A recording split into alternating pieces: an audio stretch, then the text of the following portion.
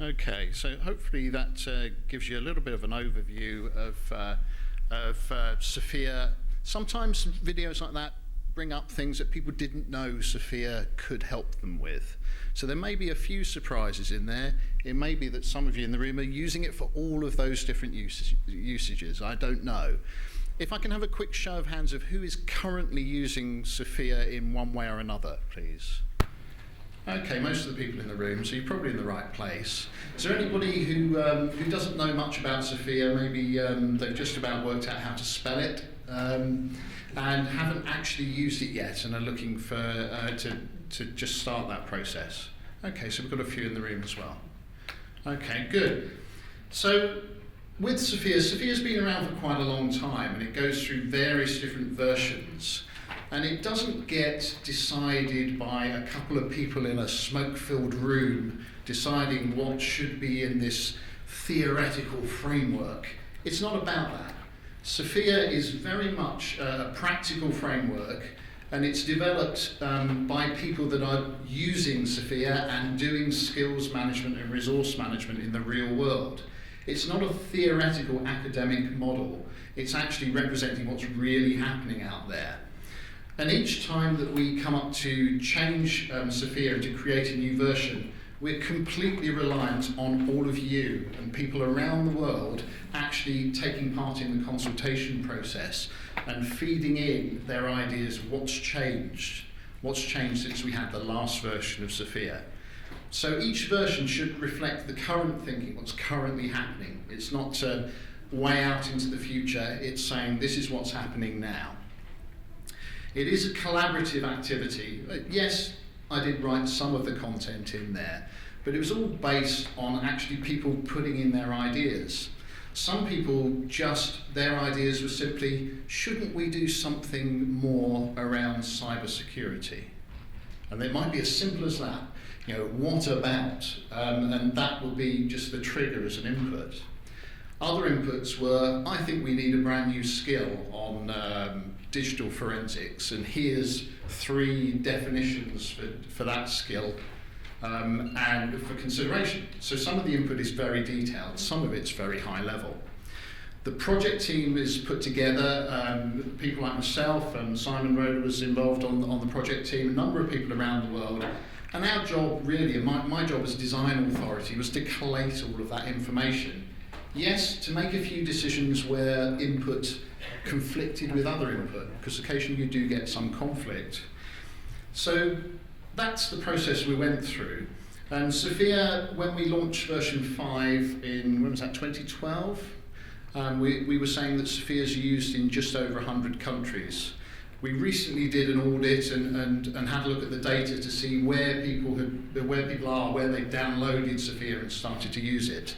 And I think it was 196 countries, which is why we're saying nearly 200 countries.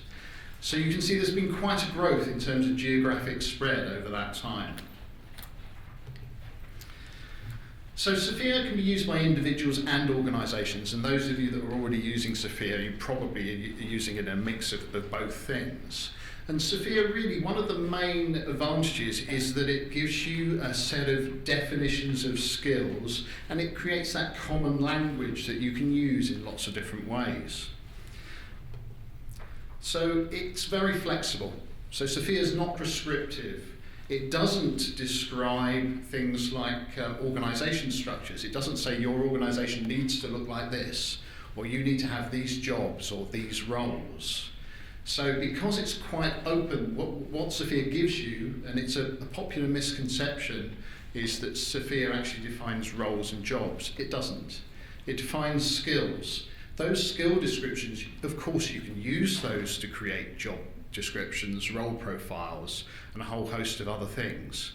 But because those common building blocks are the skills, that makes it very flexible. It works in all sorts of different organisations and organisation structures. Whether you have a very traditional hierarchical or organisational model, or whether you're in a more agile, freer model where you put together temporary teams for very short activities. It equally serves both of those and everything in between of those extremes. It obviously describes those skills, the 97 skills that you heard talked about on the video, in one or more of the 7 levels of responsibility. And often we find, because of the way the language of SFIA works, it's fairly open, it's very free of jargon, and therefore it works well whether you're in the HR department, you're in the learning and development team, or you're somebody in an IT environment as well. So individuals can use it. They can say a popular use of SFIA is to baseline, what are my skills? How many people in the room could answer the first question on behalf of themselves? Do you know what skills you've got? Could you easily explain what skills you have? Hands up. Okay, if I asked you on behalf of your organisation, could you describe the current skills that you have in your organisation? Do you know what skills you've got? Fewer hands. Yeah. Okay. If I ask the question, do you know what skills you need? Yeah, even fewer hands. That is not unusual. SFIA, one of the most practical pieces of guidance that I can give you, if you can't answer those 2 questions, which the majority of organisations and individuals can't, you can go away tomorrow and you can actually do a baseline assessment, either for yourself or for your organisation, and at least answer that first question, what skills do we have? Because that's got to be the starting point for any improvement. So as an individual or an organisation, that's a common starting point. So with organisations, they may decide that they need to recruit, again, using SFIA to describe the jobs and to use SFIA to assess individuals applying for roles is really powerful. I don't know whether you get calls from agencies like I do. I regularly get calls. I had one a few weeks ago. Are you interested in a first level service desk analyst role? To which my response was, have you seen my CV? Yeah, well, you came up in our search. Yeah, okay, well, I know exactly why I came up in your search. It's because somewhere on a distant copy of my CV from years ago, it said I was the global program manager for a service desk implementation. So you have matched the term service desk from my CV with service desk in first level service desk analyst in your requirement from the customer, and you have phoned me. I'm the wrong person for the role. I don't have the right skills at the right levels. It's not the role for me. Sadly, in our industry, that is fairly typical of the level of intelligence that is applied a lot of the time in recruitment. It's not all the recruiter's fault. Sometimes we don't describe what we need. But if we use SFIA in that scenario, I would have never been phoned up. Because if I had expressed my skills using SFIA against the skills in the job description, if we'd done a SFIA-based job description, I wouldn't have been phoned up because I'm not a good match for that role. Just using SFIA in the organisations that I've seen doing that, they tend to get less churn in resources, because you don't hear people saying, leaving after 3 months and saying, well, I'm leaving because the role wasn't what I thought it would be. You don't get organisations getting rid of people because they're saying, well, actually, you haven't got the skills that you need to do the role, because they've been much clearer about describing it in the first place. And if you use that to intelligently match the candidates with the jobs, you get better results. That can cut your costs as well. It can improve your productivity. And I'm seeing those results day after day with different organisations. So lots of different usages of SFIA, and some of those are covered in that video. If you do want to see that video again, it is on the SFIA Foundation homepage, so it's sophia-online.org. So looking in your patch, you'll find, just to quickly overview what's in the packs here. So everybody will have this A3 chart, and you'll see that the URL is actually on the bottom of that. So if you want to go to the SFIA Foundation website, that's the address on the bottom of that chart. So that's probably the most popular view of SFIA, is that list of the 97 skills at the different levels. And I'm going to go into some of the changes, just a really brief overview of what we've done, what's changed between version 5 and version 6. So one of the things that was talked about a lot in the consultation was digital. The word digital and the phrase digital skills comes up a lot, but people are not always very good at describing what it really means. You know, digital compared with what? Analog? Not quite. So one of the big challenges was trying to work out what we meant by that, and is it actually a brand new set of skills, or is it just a different way of describing some of the existing skills that we've got? So digital is important, yes, of course. We had to try and work out what it really meant. And you'll see that there are some changes in SFIA, like digital marketing is a good example. So it's a big area where the term digital is used quite a lot. But the skills that we have within SFIA are no longer confined to an IT department. You know, this is what we used to find 10 years ago, that everybody they would think of themselves as IT professionals, and they would probably work in an IT department, and it was much easier to identify. The technology supports everything now, so there are people that SFIA is absolutely applicable to that would not consider themselves IT professionals in any way, shape or form. So because it's spread out a lot more, that's a good thing. It's a good thing, but it makes it more difficult to identify where those skills should be in an organisation. But it's certainly everywhere. So if we're going to do any improvement of skills, we need to know those two things. What do we have now? What do we need in the future? And then we can plan the journey from one to the other. So SFIA, yes, it still describes professional skills. It doesn't describe user level skills at a low level. It is still about professional information and communications technology related skills. It can be used as a benchmark. It does cover the whole range of those digital skills. Also within your bag, you will find a moving to SFIA6 document. So that's the transition guide. So in that if you're already using SFIA version 5, that gives you some good information on what's changed between 5 and 6. So that's what that document's about. It is a summary because if we documented all of the discussions that went on, you would end up with a long thesis that the only purpose would be as a guaranteed cure for insomnia. It would definitely send you to sleep if we took you through all of that. So we've tried to summarise it in a reasonable way in that document. Again, that quick reminder, SFIA skills are not job descriptions, they're not role profiles. So what's changed between 5 and 6? The categories, I've talked about the 6 different categories. So we still have 6 categories, but we've changed the name of 5 out of the 6 of them. So why did we do that? There are a couple of different reasons. One, to be perfectly honest with you, was to break some bad habits that were around. You might remember that the brown category before used to be called service management.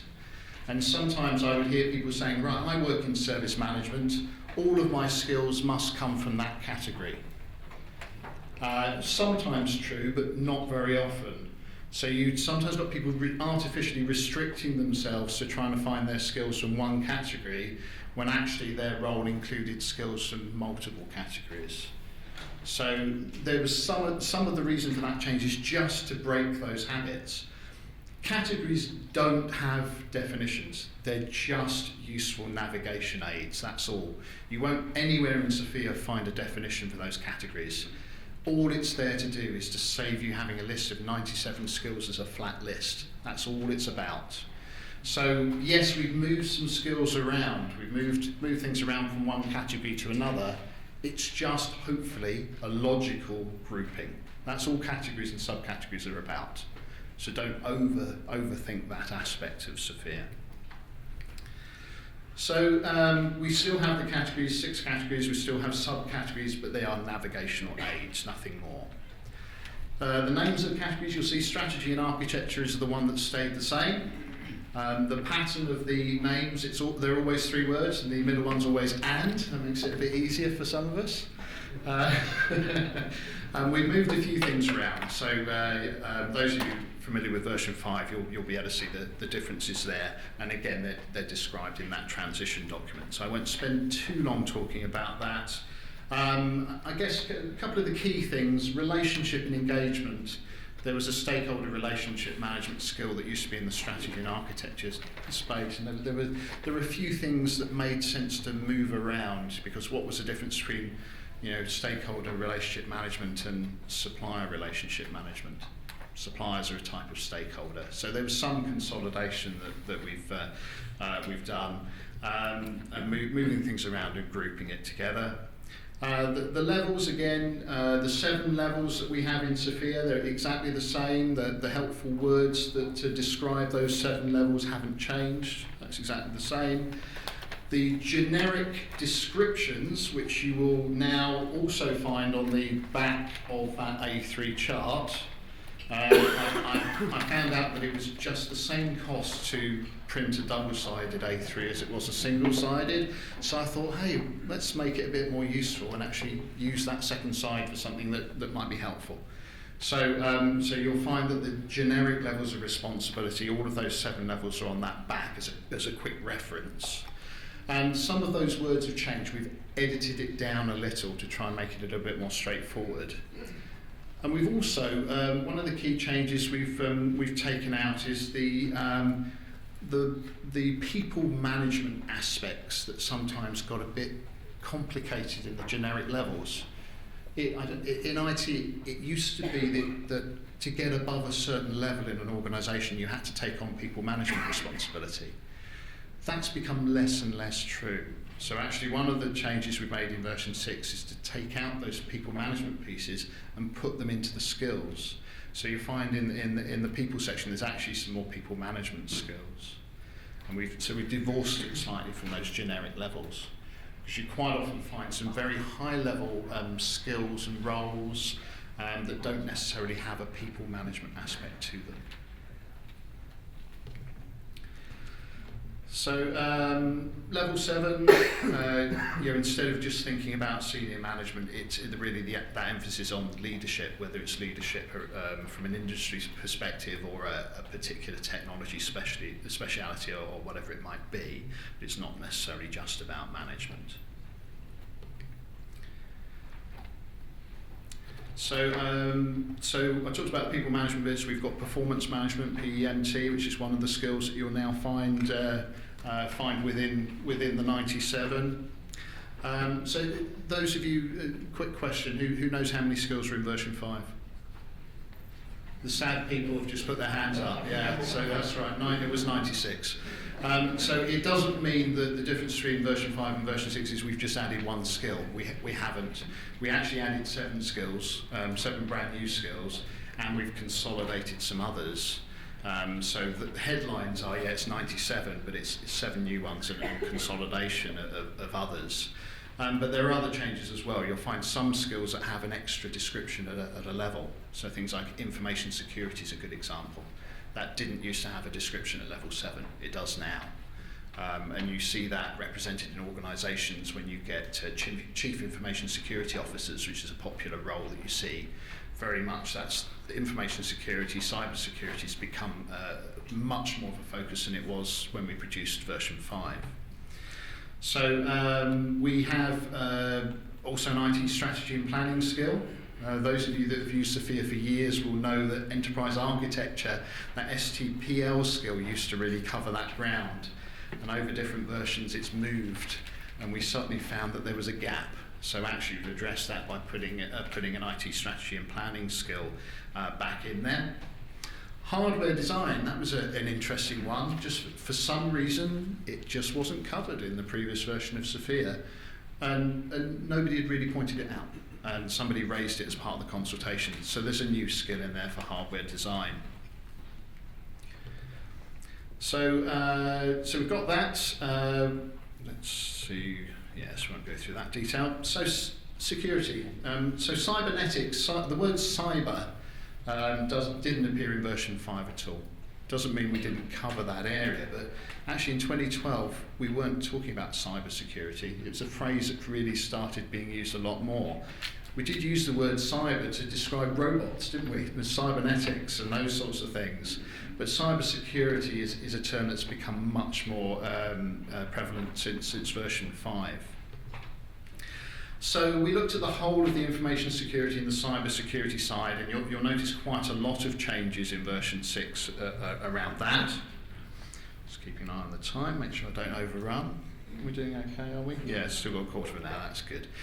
There were some security skills where we actually made some deliberate improvements, so information assurance, information security, I mentioned adding level 7 to that, and some changes around security administration.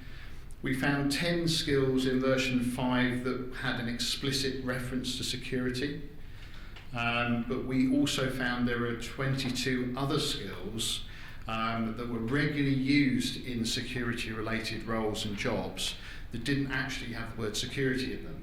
That's not necessarily a problem, but some people use SFIA and they use a word search type approach to using SFIA. So if they're writing a role profile for an information security person, they might search on the term security. Now that's great, that'll bring up 10 or 13 skills, but actually you could easily miss those other 20 odd. So a good example is IT governance. So of course when you're doing IT governance, you're thinking about security and probably 200 other things. But in the skill description, we don't list all of those 200 things. So there's a cautionary tale here. Don't rely on simple things like word search. You really have to understand SFIA a little bit more to get the most value out of it. We did identify 2 brand new skills really that weren't covered sufficiently in version 5. Digital forensics, so we've added a skill for that.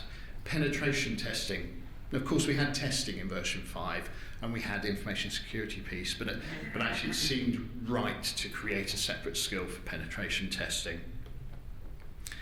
We also have product management, so that's again something that's become a little bit more distinct as a skill.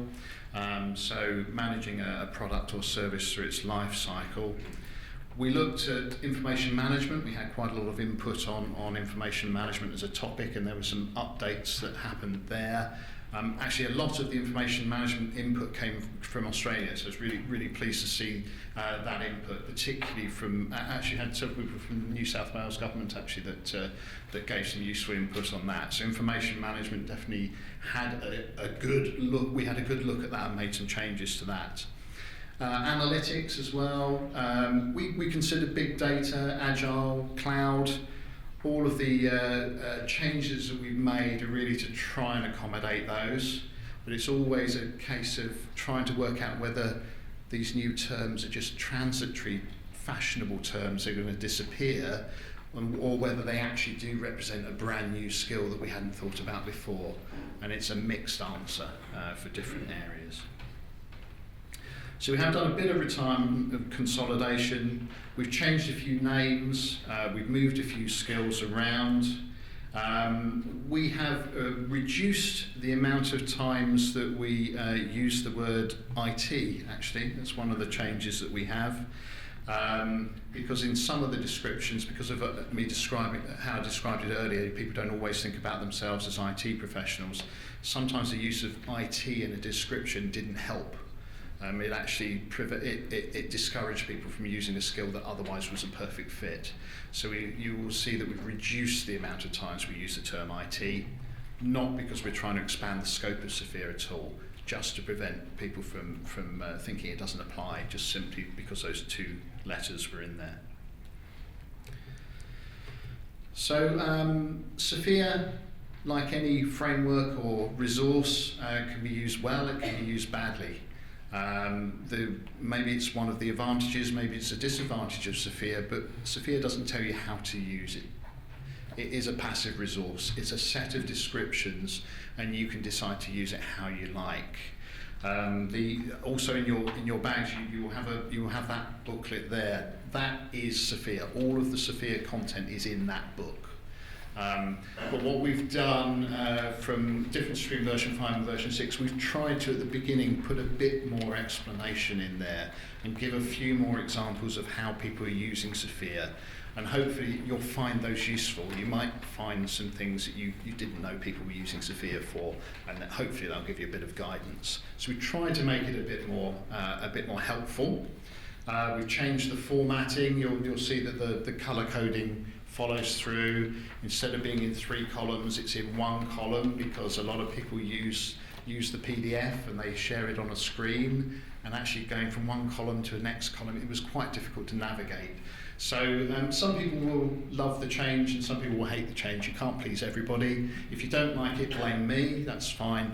If you do find it useful, then great. So we've tried to make it a little bit cleaner in terms of look, but it covers the same ground as SFIA version 5 plus a bit more explanation. So that's your main book. So if you use it well, if you can find more uses of SFIA, you'll get more value out of it. So hopefully those examples will be helpful.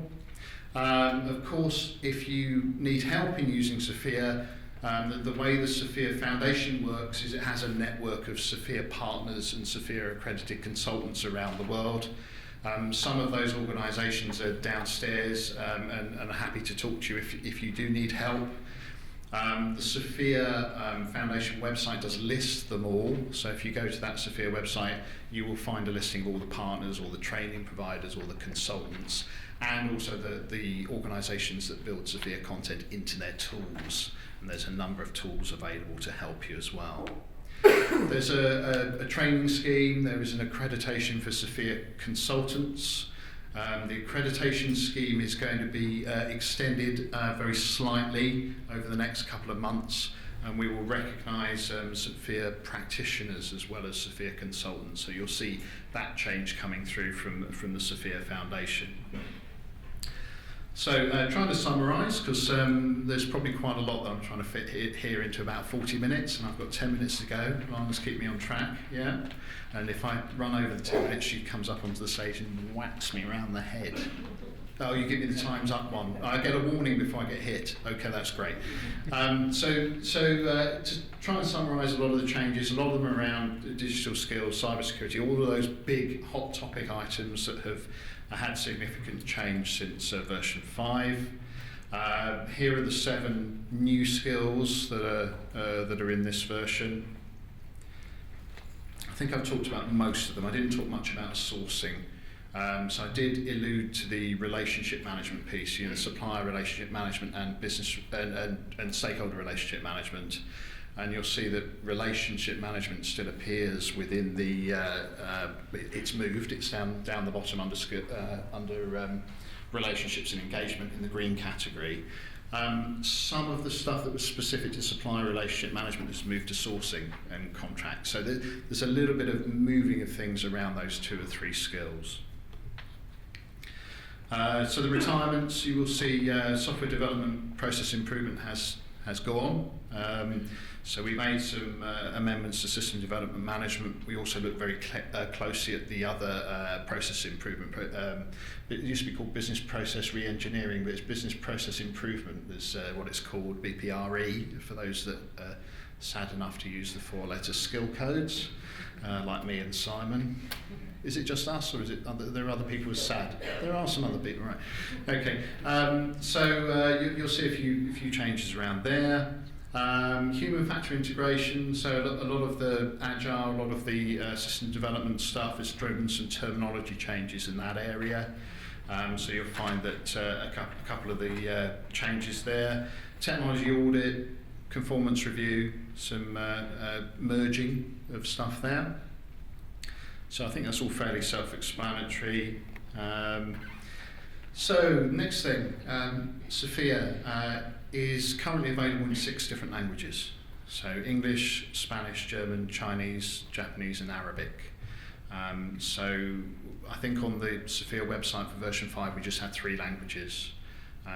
During the course of the couple of years between 5 and 6, there were some translations there was a Japanese translation that was added. We've added Chinese and Arabic because there's actually significant growth in those areas.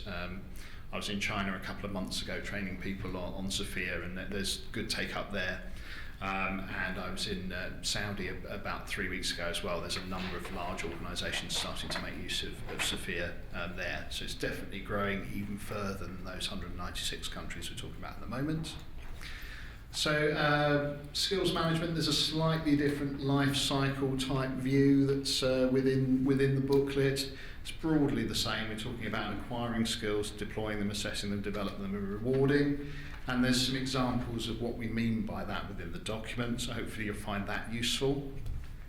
Just a couple of quick examples of headlines and use of SFIA. In the US Defense Threat Reduction Agency, which is the part of the Department of Defense that deals with weapons of mass destruction. So I love this headline, which is why I put it in there. SFIA plays a role in countering weapons of mass destruction. There's a headline for you. But there is actually a case study that's been approved by the US government that explains how they use it. And this is very much in line with what I'm seeing in other countries, the whole cybersecurity thing. Most governments are reflecting on the fact that they either currently have a shortage in those skills, or if they're just about managing to keep up, they're all predicting that they're going to have a shortage by 2020. It's a massive area, and a lot of the growth in SFIA that I'm seeing, a lot of the inquiries that I hear are from people in the defence space. And people training their security professionals in SFIA so that they can describe the skills that they need, whether they're trying to build those skills internally or whether they're looking to recruit them from outside. Whichever is the case, you still need to describe what you need. And SFIA does a much better job at doing that in version 6. I've also seen, this is another example of something I found online a few weeks ago. CIPS, who one of the SFIA partners in Canada, started to look at how to use SFIA for immigration services. If you're scoring people points based on the skills that you need within a country, then it's interesting to see that actually there's a few organisations around the world who are starting to use it to actually check those skills for people applying for to move to a particular country.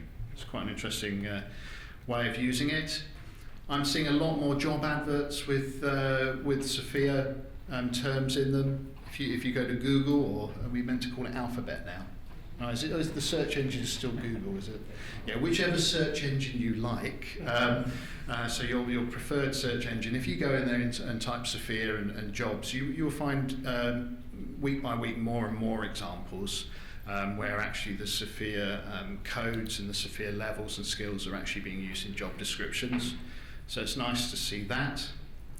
So I've been given the 5 minutes to go, so I wanted to just allow a couple of minutes of questions. So this is just my last 2 slides. So what do you do with it now? It's all well and good that we've spent the last year putting together this material, but what can you do with it? So my suggestion is, if you haven't already gone to the SFIA website, then go to the website. If you had already registered, we have a new website, so you have to re-register. If you haven't registered in the last 4 or 5 weeks, since 1st of July, when we had the new website, you have to re-register. That's just because we've changed website.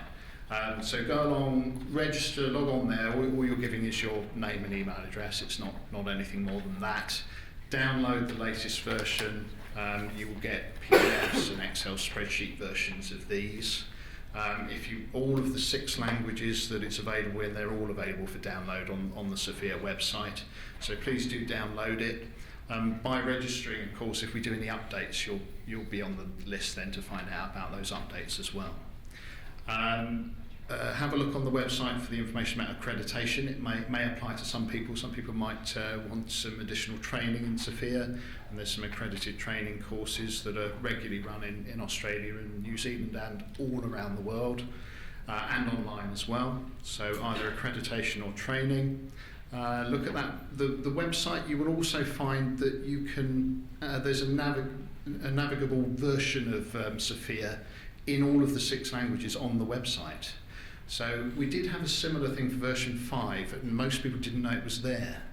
So you had a lot of people using the PDF. Well, actually the website has all of the SFIA content on it. When you log in, you then can see all the content, and you can use that to navigate your way through. So that's, some people don't know that's there, so it's worth pointing out. The licensing, there haven't been big changes in licensing since the last version.